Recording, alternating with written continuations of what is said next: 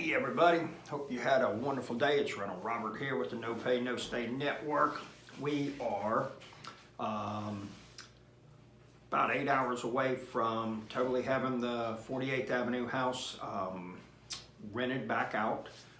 Well, we got a deposit on it. We had to paint, and so that's something that I haven't been diligent in the past. Is that having a plan that when something becomes vacant, making it a priority. But now we are.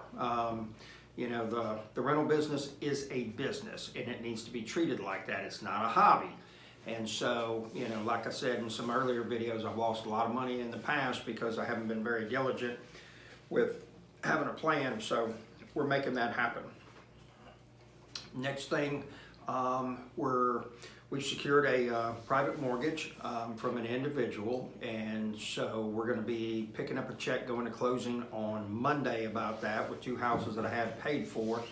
That money we're going to take, and I've got about a 550 square foot detached garage at a property, and we're going to make that into a 1-bedroom house, get that up and going, get that rented out. The rent from that will almost service the loan completely. And then I've got one other house that's been sitting that we'll go ahead and make some effort on. We had a gentleman that said he was interested in buying, but every time he would call, you know, he just won't go to the title agency and sign a contract. And it's an as-is sale, and I don't put anything under contract that's as-is without a non-refundable deposit, because if I'm going to hold it up for you to close on it, then you need to put your money where your mouth is and say, hey, I can make this happen. That's just the way that I do things. We did have something that occurred today. Is I had helped somebody with their house that was going to be sold for back taxes. They came to me and said, hey, help me out. And so we ended up doing a promissory note on it. First, property went into my name. We did a contract for deed. And what happened is they had a lot of stuff in the yard, and code enforcement got involved, and naturally they come after the property owner. Well, that happens to be me. And they would not work fast enough to make a real dent with having to do with infractions from code enforcement. And so we ended up changing the paperwork around, getting the property back in her name so they would come after her. And lo and behold, we ended up having to file legal proceedings to foreclose on the property. And it was, I think about a month and a half, 2 months from actually being sold at auction, and she paid it off in full today. So that's awesome, because we'll take that money and put it into a roof on one of the other properties. The thing about it is, always make sure that everybody that you know has an idea what it is that you do as far as your hustle goes, okay?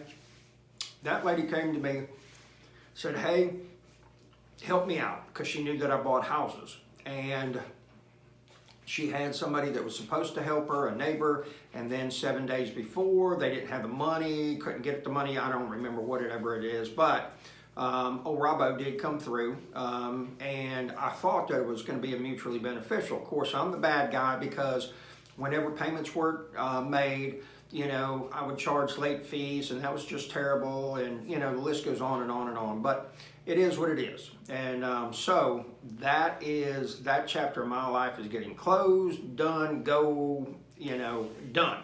And and I did not want to end up with that property, okay?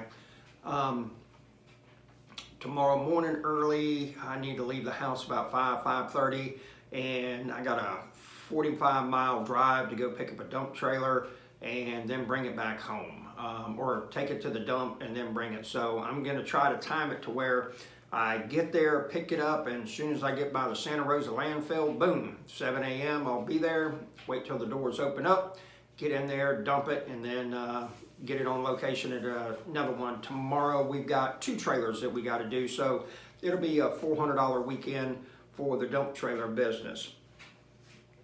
You got to keep hustling, you got to keep grinding. You know, it is there's not often that you're making 20, 30, and $50,000 licks, okay? But there is consistently, you know, 100 here, 200 there, 300 there. Well, you do that every day and keep building up and not go hog wild with your spending and everything, and then you start to build up some money, you know, and then before you know it, you can buy your first fixer-upper, or, you know, your first dump truck, you know, your first lawn equipment and trailer, whatever it is.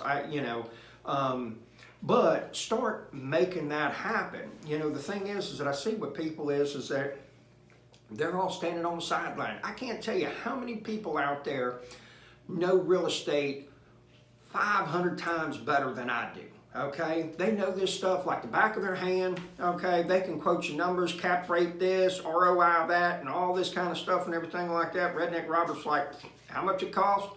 How much I got to take out of my pocket? How much you going to rent for? Yes or no, okay?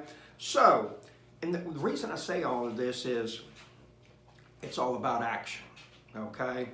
You know, the thing is that if you got the cure for cancer, but if you don't take the time to share it with the rest of the world, it's absolutely worthless, you know? So no matter how much knowledge you got up there, if you ain't putting it, you know, transferring it out into the universe and everything like that, doesn't matter. You know, it's worthless. So, hope you have a great day. It's Nightcap with Robert. If you need me, want to reach out, I got my email.